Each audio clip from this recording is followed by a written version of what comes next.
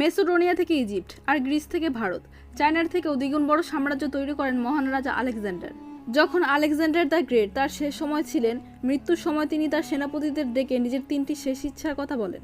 প্রথম ইচ্ছাটি হলো, আমার মৃত্যুর পর শুধু আমার চিকিৎসকেরাই আমার কফিন কবর পর্যন্ত বহন করে নিয়ে যাবেন।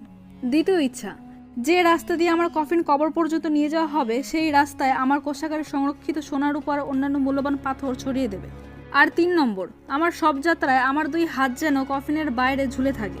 রাজা আলেকজান্ডার, আমরা সব করে দেব, কিন্তু এর পেছনে কারণ কি? এক সেনাপতি অবাক হয়ে জিজ্ঞেস করল। আলেকজান্ডার দ্য গ্রেট বলল, আমার এই 3 শেষ ইচ্ছা থেকে দুনিয়াকে 3 মহৎ শিক্ষা দিতে চাই। প্রথম, যখন আমার চিকিৎসকের আমার কফিন বহন করবে, এটা প্রমাণ হবে যে মৃত্যুকে কেউ আটকাতে পারে না। দ্বিতীয়, আমি আমার পুরো জীবনে কত ধন সম্পদ কামিয়েছি, কিন্তু সেই সব এখানে এই জমিনেই রয়ে যাবে।